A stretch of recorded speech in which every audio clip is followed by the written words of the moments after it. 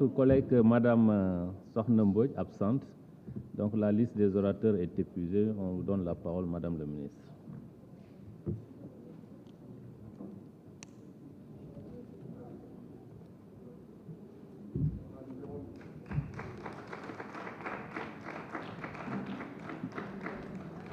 Je vous remercie, Monsieur le Président. Monsieur le Président, je voudrais vous dire tout le plaisir que j'ai à venir ce matin discuter avec la représentation nationale. Bien sûr, il y a le texte, ce sont les conventions. Il y a le prétexte, c'est la situation nationale. Et il y a le contexte, nous sommes à l'Assemblée nationale. Le texte qui a permis que nous nous retrouvions ce matin ici. Le prétexte qui fait que, au lieu de parler des textes, nous parlons de la situation nationale. Et le contexte, parce que l'heure est grave pour tout le monde et qu'il est normal que, profitant du texte et du prétexte, qu'on puisse évoquer le contexte. Donc, je comprends les députés qui ont parlé du texte et qui ont voulu qu'on discute des 4 conventions qui ont été présentées ici. Je comprends également les députés qui ont pris prétexte de cette discussion pour parler d'autres choses qui nous concernent. Mais je comprends aussi le contexte parce que notre pays, c'est un seul et même pays qui nous appartient à nous tous. À nous de le défendre ou à nous de le détruire. J'ai pris, moi, la position de faire partie de ceux-là qui le défendent et de combattre ceux-là qui veulent le détruire. Alors, Monsieur le Président, parlons des textes. Les textes, c'est 4 conventions qui vous ont été soumises. Il y a 2 conventions d'entraide judiciaire, un entre la République du Sénégal et le gouvernement de l'État des Émirats arabes unis, un autre entre la République du Sénégal et la République islamique de Mauritanie sur une entraide judiciaire, civile et commerciale. Et je voudrais dire au député Daffé que lorsqu'il a donné lecture de la convention qui porte sur l'entraide en matière pénale, je voulais lui dire solennellement que ce texte n'a jamais été discuté en commission. Jamais. Or, le texte qui arrive ici, c'est le texte discuté en commission. Ce texte, comment il est arrivé chez vous, c'est certainement une erreur de transmission. Mais je parle sous le contrôle du président Beng. Nous n'avons parlé que de la convention d'entraide judiciaire en matière civile et commerciale. C'est le texte que vous avez ici, c'est celui qui m'a été donné ici. Donc c'est de celui-là que nous devons parler et nous devons apprécier. Je pense que ce débat, vous avez bien fait de le clore parce qu'il n'y a pas lieu à débattre là-dessus. Pour ce qui est de ces textes d'entraide judiciaire, j'ai écouté ce que les députés m'ont dit. Député Sokhna Mame Diarra Gueye de l'Europe, député Kébé de la Mauritanie, comment on fait pour sensibiliser, pour promouvoir, pour que les gens comprennent comment même ils peuvent avoir accès à des avocats qui vont venir les conseiller via les ambassades. Nous y travaillons, mais vous n'avez pas un budget qui permet cela. Si vous, députés, vous votez pour moi, ministre des Affaires étrangères, un budget qui permettra que nos ambassades soient dotées d'avocats, alors on aura des avocats partout. Mais c'est à vous de le faire. L'autre texte, c'est sur la prévention routière. J'ai également écouté les députés Pape Dianko, Alassane Ndoye, sur ce qu'il faudrait faire. Et je voudrais m'arrêter une seconde sur la réciprocité qu'on a évoquée. On a beaucoup parlé de réciprocité. Comment se fait-il que le Sénégal, lui, respecte sa signature et que les autres pays ne respectent pas? J'ai répondu en disant que le président Macky Sall dit que nous, lorsque nous signons, nous respectons, même si l'autre ne respecte pas. Parce qu'il est question d'honorer la signature du Sénégal. Ce n'est pas parce que le Mali nous fait des contrôles tous azimuts, que le Burkina Faso nous met le contrôle tous azimuts, que nous aussi nous devons par représailles faire des contrôles tous azimuts. Nous continuerons par la diplomatie, par le bon comportement, par l'exemplarité à montrer à tous ces États que c'est comme ça qu'on doit se comporter. Nit bu la lebalee lu bon fay ko lu baax bu la lebalee lu baax nga fay ko lu baax loolu mooy nit ku baax mais def nga mu lu bon dinaa la fekk ci lu bon loolu yow ba sa bopp yaa baaxul. C'est ça le refus de la réciprocité. Sur les statistiques, voilà, monsieur Daffé moom il nous a fait un cours de droit international et il est parti. Vous lui transmettrez ma réponse à son cours de droit international. Il a dit ici que oui, nous allons adhérer, on ne va pas ratifier. Je réponds non, on va ratifier, on ne va pas adhérer.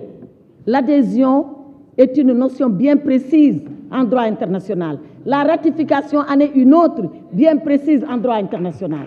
Quand on adhère, c'est parce qu'on a laissé passer le temps de la signature. Mais nous avons signé. Le Sénégal a signé en 2010. Les ratifications ont commencé en 2015.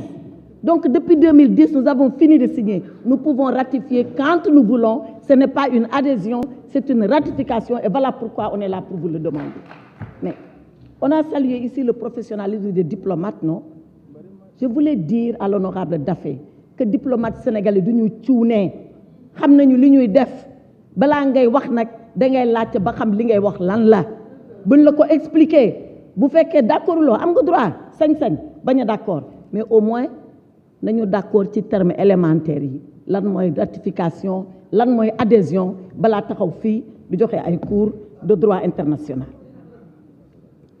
Ça c'est sur le bloc de questions techniques. Parce que, Monsieur le Président, j'ai remarqué, pour ne pas me mettre à répondre dans tous les détails, encore que j'aurais pu, mais c'est pour vous épargner cette difficulté, il y a des questions techniques sur les ratifications, il y a des questions nationales et il y a des questions diplomatico-politiques. Donc, toujours sur les questions techniques, le député Serigne Abo Mbacké Thiam, toujours sur les statistiques, nous dit quel intérêt, est-ce que nous avons un avantage? Mais nous avons un avantage. Le citoyen sénégalais lui-même a un avantage. Pourquoi? C'est la hiérarchie des normes qui nous protège. Quand le Sénégal ne prend pas une norme législative nationale pour dire voilà ce que je vais faire de mes statistiques et qu'il ratifie une norme internationale, la norme internationale s'impose sur la norme nationale. Donc, le fait pour nous d'adhérer à cette convention, à ce traité, protège encore mieux les Sénégalais dans le traitement, dans la collecte et dans la mise à disposition des statistiques. Et vous l'avez dit, et je suis d'accord, dans un État, les statistiques sont importantes en ce que c'est à partir d'elles qu'on fait tous les calculs sur le développement, sur l'économie, sur l'agriculture, sur la jeunesse, sur l'emploi. Tout découle des statistiques. Un a dit, on ne doit pas politiser les statistiques. Il faut distinguer entre la pensée, l'idéologie, le militantisme, l'appartenance d'un responsable et la matière elle-même. Moi, je défie quiconque de dire ici à l'Assemblée nationale que le Sénégal a pris des statistiques et a politisé à partir des statistiques. Parce que je ne sais pas dans quel débat nous sommes. Si nous sommes dans un débat, et je crois que nous sommes dans un vrai débat, mais il ne suffit pas de venir ici et de déclarer. Il faut donner des preuves. Il faut donner des preuves que ça s'est passé. Si on nous dit que le directeur de la statistique a manipulé les statistiques du Sénégal dans le sens de la politique, oui, il faut le sanctionner. Mais si ce n'est pas cela, ne venez pas ici jeter en pâture vos compatriotes et vos parents. Ce n'est pas un bon exercice, ce n'est pas normal, ce n'est pas sain. Voilà moi ce que je déplore dans ce qui a été dit tout à l'heure. D'ailleurs, je remarque que, toujours pour revenir à M. Daffé, que l'honorable député Maïmouna Sen, je ne sais plus où est-ce qu'elle est, elle lui a déjà répondu. Elle lui a répondu sur les statistiques et sur l'adhésion. Donc, je crois que, sur le plan technique, Monsieur le Président, ces 4 projets de convention qui ont toutes les 4 leur utilité, leur pertinence et que le Sénégal a droit d'aller signer et que le gouvernement vous demande respectueusement de vouloir accepter leur ratification et de nous l'autoriser. Maintenant, les questions nationales, elles sont de plusieurs ordres. Il y a d'abord, et je termine, je commence par là où un honorable député a terminé, c'est le Hadji Makka qui est cher, c'est l'honorable député Woré Sarr. Et elle dit que du temps de notre papa, le président Abdoulaye Wade, on était à 2 millions. Mais Abdoulaye Wade, c'était 2000-2012, hein? Le monde n'était pas ce qu'il est aujourd'hui. Il faut tenir en considération la cherté de la vie, il faut tenir en considération toutes ces crises qui sont intervenues et qui ont eu des impacts financiers. Donc, c'est la raison pour laquelle le billet ne peut pas être le même. Encore que Le gouvernement du Sénégal fait beaucoup d'efforts pour mettre ce billet à un niveau raisonnable, permettant aux Sénégalais de pouvoir sacrifier à ce rite extrêmement important. Beaucoup de députés sont intervenus, Mme Ndeye Satala Diop, l'honorable député Sanou Dione, sur le rapatriement des Sénégalais. Pour l'honorable député Sanou Dione, je voulais lui dire, mon cher Sanou, le Sénégal n'a jamais signé, n'a jamais ratifié, n'a jamais négocié que tout Africain perdu en Europe doit être rapatrié au Sénégal. Ça n'existe pas. Ça n'existe pas, il n'y en a pas. Quand vous parlez et que vous avez des textes, donnez-nous-les. Donnez-nous-les. Il n'y en a pas. Nulle part le Sénégal n'a signé ça. Le Sénégal a des accords en bilatéral avec des pays sur la gestion de l'immigration des Sénégalais, sur le rapatriement à la condition que ce soit les Sénégalais. Mais sinon, pourquoi on fait des missions d'identification? Pourquoi? Si on doit rapatrier tout le monde, mais pourquoi on envoie des policiers avec des machines du Sénégal pour vérifier que ce monsieur qui dit qu'il est Sénégalais, qu'on a la preuve qu'il est Sénégalais avant de le prendre? Et les missions d'identification, c'est les missions les plus difficiles. Parce que les Sénégalais, parfois, ils ne veulent pas qu'on les identifie comme Sénégalais. Comme parfois, et c'est vrai, vous avez raison, il y a d'autres ressortissants des pays de la sous-région qui viennent dire « nous sommes des Sénégalais ». Vous savez pourquoi ils le disent? Parce que très souvent, quand ils disent qu'ils sont Sénégalais, ils bénéficient des services consulaires sénégalais. L'État du Sénégal fait tellement pour les Sénégalais que beaucoup de pays viennent, sous prétexte qu'ils sont Sénégalais, bénéficier de ces mesures-là. Et à l'identification technique, on se rend compte que ce n'est pas des Sénégalais. Mais si ce n'est pas des Sénégalais, on ne les prend pas, on n'a même pas le droit de les prendre. Et ça, c'est des discussions, des enquêtes sur plusieurs jours, sur plusieurs mois. D'ailleurs, que le ministère des Affaires étrangères ne mène même pas, que le ministère de l'Intérieur mène. Vous savez pourquoi? Parce que c'est lui qui détient le fichier de l'identité nationale. C'est le ministère de l'Intérieur qui peut dire, ce monsieur-là, oui, je peux attester qu'il est Sénégalais. Nous avons la biométrie, non? Qui peut tricher avec? Personne. Voilà pourquoi dire que nous avons signé une convention où tous les Africains qui se disent Sénégalais sont rapatriés, cela n'existe pas. Très respectueusement, il n'y en a pas. Il n'y a que les Sénégalais qui reviennent au Sénégal. Maintenant, pourquoi ils reviennent? On a parlé du cas de l'Allemagne. Vous savez, beaucoup de ceux-là qui sont rentrés d'Allemagne, je ne voudrais pas le dire, mais c'est la vérité. Ce sont des repris de justice, des gens qui ont subi une peine de condamnation à une prison ferme. Et nous avons les preuves. Et nous avons les preuves. Ouais. Est-ce qu'on peut dire à quelqu'un, ni suñuy doom lañu, def nañu jëyi seen dëkk, dañ leen tëjoon foofu kaso, mais ba tey denc leen rek? On ne peut pas. Ils sont en situation irrégulière, ils sont en situation délictuelle. On nous demande de les reprendre, mais ñoom pour leur propre sécurité, ce qu'il nous faut même nous, c'est de les reprendre et de les ramener au Sénégal. Les ramenant au Sénégal, j'ai aussi entendu, oui, on les a laissés là, on ne les a pas aidés. Sur la Tunisie, encore une fois, Monsieur le Président, je voudrais ici dire solennellement, et preuve à l'appui, que tous les Sénégalais qui rentrent, qui arrivent ici, le ministère des Affaires étrangères est à l'aéroport avec eux. Je ne sais pas quel est le privé qu'il a été pour son compte, mais l'État est là-bas avec le ministère des Affaires étrangères. On leur donne un pécule à chacun d'entre eux. Et d'ailleurs, très souvent, quand ils ont mangé le pécule, ils se sont arrangés pour retourner. Mais ce n'est pas grave. Donc, il ne faudrait pas venir ici dire que l'État était absent. On n'est pas absent. À 2 heures, à 4 heures du matin, à 1 heure du matin, à 8 heures le matin, on est toujours à Dias pour accueillir des Sénégalais. Mais ça, au moins, il faut le reconnaître à votre État. Ça ne sert à rien de le dire, alors que ce n'est pas vrai. On est là et on leur donne des pécules.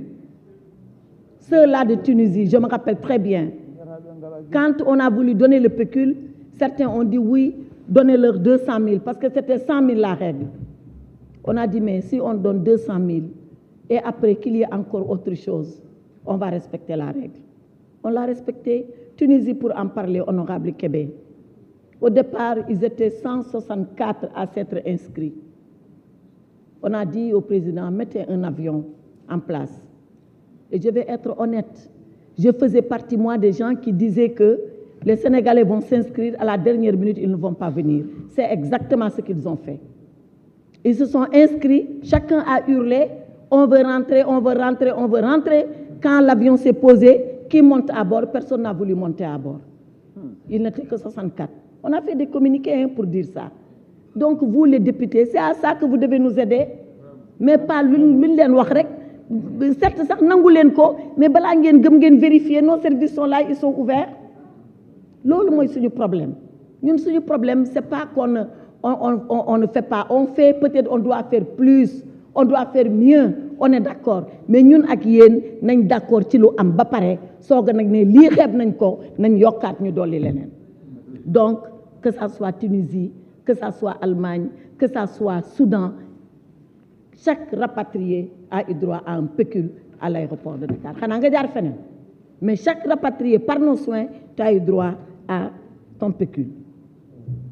L'ouverture du consulat de Barcelone, ñoo ngi ci soxna Maam Jaara, ça va arriver, mais procédure la diggante état ak état la, bu doon suñu coobare rek ubbi nañu bureau yi ba teg fa nit ñi, mais dafa am fu mu war a jaar, mu ngi fay jaar te incha allah dina agsi. Migration circulaire tam wax nga ci, am nañu ay sénégalais yu dem ñoo ngi noonu Espagne di liggéey, et avec l'Espagne nous avons convenu qu'il y aura des générations de jeunes qui vont y aller, et au fur et à mesure d'ailleurs on va améliorer la qualité des Sénégalais qui vont là-bas. Pour le moment li ñu doon wax depuis quelques années nañ liggéey ci tool yi, mais ma ne leen ñun bëgg nañu leneen, bëgg nañu ñu ñëw fekk ay chauffeurs qualifiés lañu, bëgg nañu ñu ñëw fekk ñoo ngi ci entreprise yi di liggéey, bëgg nañu ñu ñëw fekk ay informaticiens lañu, améliorer le profil de la qualité du bénéficiaire de la migration circulaire, ñoo ngi ci liggéey ak Espagne ak ñeneen. Parmi également les questions nationales, Air Sénégal International. Air Sénégal, c'est seulement Air Sénégal. Air Sénégal, pourquoi Air Sénégal bokkul ci aji Makka bi? C'est parce que il y a un règlement de l'Arabie Saoudite, te Arabie Saoudite nag nga bañ ko nga bëgg ko Makka ji fa la nee de, Kaaba gi sampuwul feneen, ku bëgg aji Makka faw nga dem foofu, te ñoom seen réew la, te ñoom ñoo joxe sart yi ndax seen réew la. C'est Arabie Saoudite qui impose à chaque État de faire transporter la moitié de ses pèlerins par sa compagnie privée à elle, sa compagnie à elle, Arabie Saoudite. Maintenant, l'autre moitié par une compagnie nationale ou une autre compagnie. C'est ça que nous avons négocié. Et le président Macky Sall dit, à partir de l'année prochaine, cherchez une dérogation avec l'Arabie Saoudite et faites tout pour que Air Sénégal puisse transporter l'ensemble de nos pèlerins. Mais loolu ay débat la, ay discussion la, du question jaay doole tax ko sotti de. Da ngay dem waxtaan ak ñoom, déggoog ñoom ba am seen xel, te nga xam ne nag Arabie Saoudite suñu xarit la, lu ne mu ngi ñu koy may, lu ne mu ngi ñu koy defal, te yaakaar naa bu ñu waxtaanee ñoom dinañu déggal loolu, ñu xam ne léegi am nañu suñu drapeau muy Air Sénégal, mën nañu yóbbu suñu ujaaj yi par Air Sénégal, ñu mën a am loolu ak ñoom. Loolu la ñu président Macky Sall sant, te loolu ñoo ngi siy liggéey. Quant à voyager Air Sénégal nag, man de kenn dàquma voyager Air Sénégal. Xam naa keroog bi ñu ma gisee Air France day fekk ni Air Sénégal ba demul rek, mais tant que mu ngay dem maa ngi ci biir, te ministre yëpp a ngi ci biir, parce que loolu la président Macky Sall santaane. C'est-à-dire fii, pardon, voilà, xam nga wax ji lan la, kenn gën a bëgg sa morom Air Sénégal. Il n'y a pas de leçon à donner, ni de patriotisme, ni d'intérêt national. Ñun ñëpp a bëgg suñu réew, ñun ñëpp a bëgg Air Sénégal, ñun ñëpp ñoo bëgg mandarga Sénégal. Voilà. Donc loolu ku laajte woon ñu wax la ko nga xam ko. Député Samba Ndong, député Samba Ndong ki Samba Ndong waaw séeréer nga rek moo tax. Waaw mais tukulóor buy wax séeréer buy bëgg wax tuuru séeréer mën na si juum. Samba Ndang ala léegi du kontaan nga. Waa ma ni avant tout moi je voulais vous féliciter pour la proposition. Gis nga man kuy def proposition dama lay déglu ba nga jeexal, parce que tout compte fait on est là que pour ça, pour améliorer le travail. Vous avez beau être sérère, vous m'avez dit ici des propositions que j'ai notées. Pourquoi ne pas ouvrir des bureaux pour la convention apostille dans les emplacements, les régions, pour désengorger Dakar? C'est ça la proposition, non? Mais voilà, si on peut le faire, on le fait. Parce que notre intérêt, c'est pas de voir les gens en train de faire la queue, en train de se bousculer, en train de... Bon, il y a quelques mois, ça n'existait pas parce qu'on n'avait pas encore ratifié la convention. On n'avait pas adhéré à la convention apostille. Donc, c'est pour vous dire que les choses vont progressivement. Dara xeyul soti. Même chez les serrères là, rock sen mënon nako def té defu ko dé. Il fait des jours et des jours. Donc ça va venir inchallah.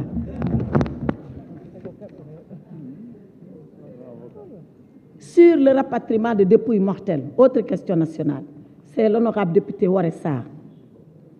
Honorable député, chaque année, vous votez ici, il y a voté demandé 500 millions pour rapatrier les dépouilles. Au mois de mars, on a fini. Là où je parle, le budget est fini. Fini. Parce que, pourquoi il est fini? Ce n'est pas parce qu'on a à rapatrier pour 500 millions. C'est parce que ku jog té nga am moyen nga né indil ma sama néew. Lolu yeen député yeen wara dimbali ci lolu. Les 500 millions, c'est pour les néew ji doolé ñu amul dara tum ranké comme li nga doon expliquer sank. Nek ci àll ba amuñu dara seen famille amuñu dara ñu jappalé leen ñu ñu. Mais ku jog na ngeen ñu jappalé na ngeen def ni lélé sax man budé député man ko jëlal sa indemnité nga indi sa mbokk. Bu dee sa ministre ma ne jëlal salaire nga indi sa mbokk parce que nañ waxante dëgg lii jëmul kër. On ne peut pas continuer comme ça, il faut un jour qu'on s'arrête. Et si on doit s'arrêter, yàlla na fekk déggu nañu ci loolu. Mais en tout cas moi, c'est un énième appel que je lance. Chaque année je l'ai lancé à l'occasion du débat budgétaire. Chaque fois que j'ai eu l'occasion de venir à l'Assemblée nationale pour nee leen jàppale leen ñu ci rapatriement de dépouilles yi. Ku mën a jàppale sa mbokk sa dépouille ñëw na nga ko jàppale dépouillam ñëw parce que dégg ci bitim réew neexul dégg ku dee bitim réew neexul mais il faut que loolu ñu jàppante ñu d'accord ci parce que lii mënul continuer mais ñoo ngi ci sooxaale di seet à chaque fois en réfléchissant de façon pratique de façon particulière qui on peut ramener qui on peut demander à sa famille de nous dispenser de cela. Les refus d'exécution des décisions de justice, Serigne Abo Mbacké encore. Serigne Abo Mbacké Thiam, qui dit que l'État refuse d'exécuter les décisions de justice rendues à l'international. Mais c'est une disposition de la loi du Sénégal. Nul ne peut forcer l'État à exécuter une décision. Personne ne peut exécuter l'État. Ce n'est pas international, hein? C'est national, c'est notre loi qui dit ça. Donc, il ne faut pas penser que l'État, lui, il considère que ça je le fais, ça je ne le fais pas. Quand l'État le fait, l'État s'abrite sous un texte.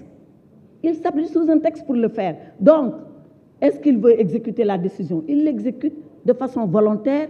Est-ce qu'il ne veut pas exécuter la décision? Nul ne peut le forcer à exécuter une décision. Parce que l'État, c'est la puissance publique et il a ses prérogatives, il a sa qualification, il a cette responsabilité, il a ce devoir, mais il a cette protection. C'est légal.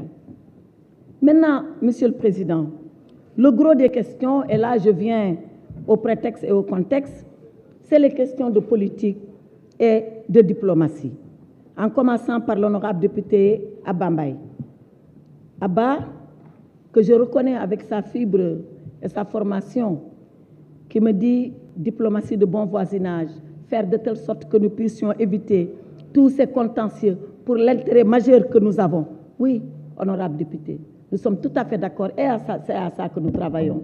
Je suis rentrée de Rosso, il n'y a pas une semaine ou il y a maximum une semaine. J'étais avec le ministre des Affaires étrangères de Mauritanie pour aller visiter l'avancement des travaux du pont de Rosso parce que c'est ça la diplomatie du président Macky Sall. C'est de voir dans tout ce qu'il doit faire, dans tout ce qu'on peut faire et qui est l'intérêt du Sénégal, enlever tous les aspects nocifs, négatifs, de détails qui vont nous plomber sans tenir à l'essentiel, travailler à cet essentiel-là pour l'intérêt du Sénégal et des Sénégalais. Voilà ce qu'il a fait avec le pont de Gambie, voilà ce qu'il a fait avec le pont de Mauritanie, voilà ce qu'il a fait avec le pétrole et le gaz, voilà ce qu'il fait avec le Mali pour notre corridor, voilà ce qu'il fait avec tous les pays qui nous entourent. De la grande diplomatie, de la haute diplomatie, de la diplomatie de paix et de la très haute diplomatie. Voilà celle du président Macky Sall. Maintenant, les diplomates.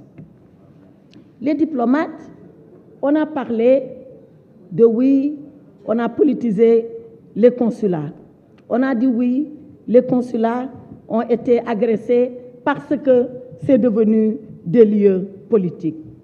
Mesdames, Messieurs les députés, je voulais qu'on s'entende sur une chose. Faire la politique est peut-être la chose la plus noble au monde, et vous tous, vous la faites. Mais faire la politique, ça n'a jamais voulu signifier la violence. Et moi, je suis choquée de voir que des députés ici se sont indignés du fait que j'ai fermé le consulat, alors que personne n'a dit pourquoi est-ce qu'on a cassé les consulats. Mais pourquoi? Qu'est-ce qui a justifié qu'on aille à Milan, qu'on casse le consulat de Milan, qu'on éparpille les documents de Milan, qu'on détériore le matériel de passeport de Milan, qu'on détériore le matériel de carte nationale d'identité de Milan? Mais c'est des actes de vandalisme et de sabotage. C'est des actes de vandalisme et de sabotage. Quand nous avons fermé les consulats, c'est vrai, quelqu'un l'a dit, on aurait pu peut-être fermer Milan, fermer Paris, fermer Bordeaux, fermer New York, pour ce que vous en savez, et laisser les autres ouverts. Mais on a dit, on prend une mesure radicale. Ce que nous voulons, c'est que les Sénégalais s'arrêtent et se disent qu'est-ce qui est en train de se passer. Et on a eu ça ici dans mon dossier. Je peux vous donner lecture, hein, parce que moi, quand je dis vous avez fait une faute, je dis voilà la faute. Mes documents sont là. Tous les communiqués que j'ai reçus de soutien pour la fermeture des consulats. Tous les communiqués, ils sont là. Le dernier d'un organisme qui s'appelle SOS Casamance, que je ne connais même pas, mais qui a déploré le saccage des consulats et qui a dit, oui d'accord, moi, quand je reçois les communiqués, il n'y a pas de couleur politique dessus. On ne me met pas le drapeau de l'APR, on ne me met pas Yewi, on ne me met pas PDS. C'est des Sénégalais comme vous et moi qui m'ont écrit. C'est ça que je remarque moi. C'est des Sénégalais comme vous et moi qui s'indignent de ça. Et d'autres encore. C'est vrai, j'aurais mieux apprécié même que ça soit encore d'autres. Mais si c'est des Sénégalais de l'APR, alors bravo à eux de m'avoir écrit. Je le dis parce que c'est la vérité. Alors, quand nous avons fermé, c'était pour provoquer l'effet de choc. Vous savez ce qui se passe à Milan?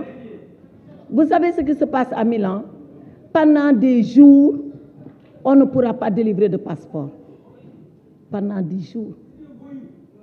Pendant des jours, on ne pourra pas rapatrier les dépouilles. Aujourd'hui, je suis en train d'autoriser le consul de Milan de faire rapatrier, de Naples, de faire rapatrier les dépouilles de Milan.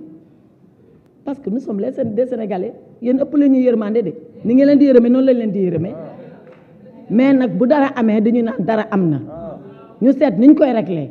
Et moi j'aurais aimé ici qu'on ait fait même une motion pour censurer, déplorer ce qui s'est passé dans le consulat. Bu boobaa ngeen mën a wax bu boobaa ngeen mën a wax ñu déglu leen. C'est ça la vérité. Man je fais partie des gens qui pensent que jàmm am na lu ko gën de. Pour man xam nga jàmm dañu naan dara gënu ko mais pour man am na lu gën jàmm. Xam ngeen lan moo gën jàmm? Dëgg. Wax dëgg moo sut jàmm. Nit ñi bu ñu waxantewul dëgg jàmm du mës a am.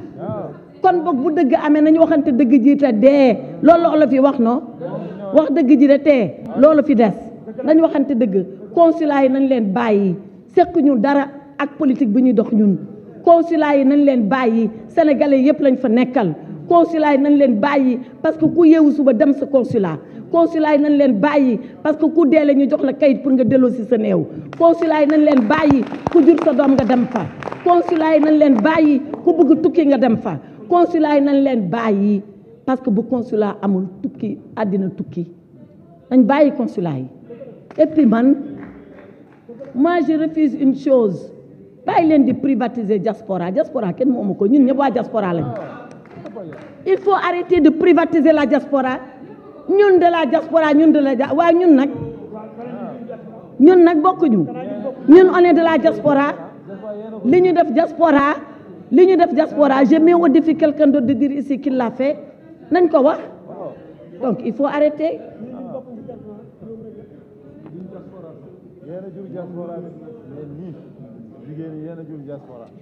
Ça, c'est sur le vandalisme, c'est comme ça que je l'appelle, c'est sur le vandalisme des consulats du Sénégal à l'étranger.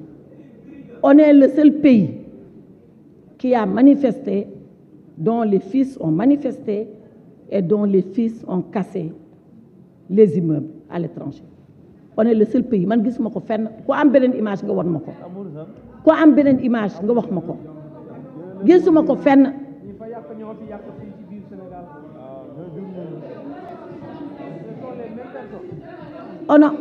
Honorable Ibrahima yow maa ngi ñëw. Oh non, honorable Ibrahima man maa ngi ñëw si moom sax. J'ai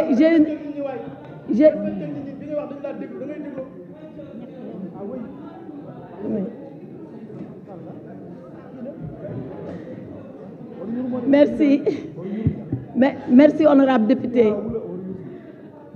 Man je suis avocat de métier, wax def maa ñor parce que damay wax ñu may fay ci lay teddee moo tax képp kuy wax dinaa la déglu ba nga teeral mais su ma lay tontu bëgg naa nga déglu ma parce que loolu respect la. Donc Ibrahima, honorable député Ibrahima Diop, c'est à vous que je voulais en venir en me rappelant ce que j'avais dit dans ce fameux amphithéâtre à l'université Gaston Berger de Saint-Louis. Mais leçon yi ngi si jàng bariwul de yi nga jàng fii am na loo xam ne maa ko wax mais waxewuma ko woon foofu de donc defe naa war ngaa delluwaat université man sama bopp ma demaat université ñu defaat leçon bi encore nga gën a jàng parce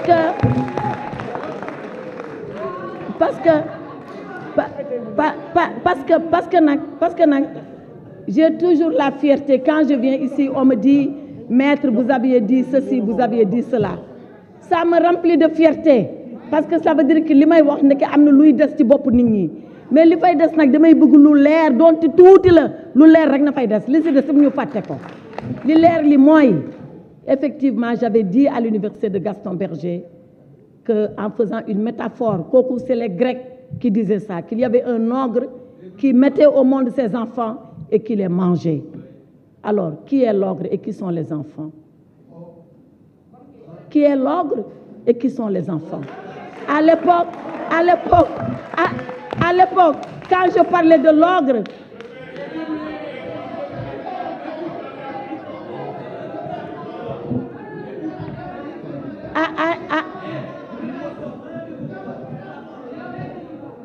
à l'époque, quand je parlais de l'ogre,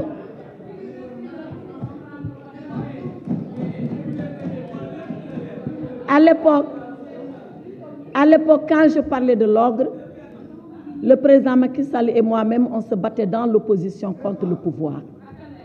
À l'époque, quand je parlais de l'ogre, nous étions nous les enfants, et vous avec moi les enfants. À l'époque, l'ogre, ça ne pouvait pas être Macky Sall. À l'époque, même si les enfants c'était nous, l'ogre ce n'était pas Macky Sall. Alors, si vous devez maintenant faire la métaphore, faites la métaphore à bon escient, ne la sortez pas de son cadre, ne la sortez pas de son contexte. Alors l'autre leçon, c'est Ismaïla Diallo. L'autre leçon, c'est Ismaïla Diallo. Moi, je suis fière que vous venez répéter ici ce que j'avais dit. Ismaïla Diallo me répète une leçon où j'avais comparu à TFM, wana ko TFM wonno, wana ko Mamoudou Ibra Kane wonno, wana fo nene haggi limadi siftoro et daccumi diaboma. Donc, à l'époque, Mamoudou Ibra Kane m'avait dit, est-ce que vous êtes une révoltée? Je lui ai répondu, quand dire la vérité, c'est se révolter, oui, je suis une révoltée. Quand défendre mon pays, c'est se révolter, oui, je suis une révoltée. Quand seulement refuser l'injustice, c'est se révolter, oui, je suis révoltée. Aujourd'hui, ce matin, Ismaïla Diallo, honorable député, je ne suis pas révoltée, mais je suis indignée. Je suis indignée quand la violence gagne mon pays. Je suis indignée quand ce sont des Sénégalais qui lèvent des armes contre d'autres Sénégalais. Je suis indignée quand un député ici, à cette tribune-là, dit voilà quelles sont les armes au Sénégal, les mitraillettes, les ceci, les calibres. Depuis quand on a ce débat de violence au Sénégal? Depuis quand on se permet à l'Assemblée nationale de parler de la typologie des armes? Voilà ce qui m'indigne. Je suis indignée quand dans le livre blanc, comme on l'a dit, en 2021, qu'on se détrompe. Il y a eu un livre blanc en 2021. Mais ceux-là qui ne l'ont pas lu, ils n'ont jamais lu quoi que ce soit. Ce livre blanc non plus, ils ne l'ont pas lu. S'ils l'avaient lu, ils auraient compris ce qu'il y a dedans. S'ils l'avaient lu, ils auraient su que ce n'est que justice. S'ils l'avaient lu, ils auraient compris que de façon rationnelle, méthodique, on a exposé les faits. Les faits, c'est quoi? On a voulu attenter à la sécurité du Sénégal. Les faits, c'est quoi? On a voulu couper l'électricité. Les faits, c'est quoi? On a voulu couper l'eau. Les faits, c'est quoi? On a attaqué des policiers, on les a traînés dans la rue. Les faits, c'est quoi? C'est la violence et la violence et la violence. Arrêtons-nous, regardons-nous en face et faisons la paix, rien que la paix, rien que la paix. Que chacun prêche pour sa chapelle et que la démocratie triomphe au Sénégal. Voilà la vérité et voilà ce qu'il y a dans ce livre blanc et pas autre chose qu'on est venu raconter. Monsieur le Président, je vous remercie.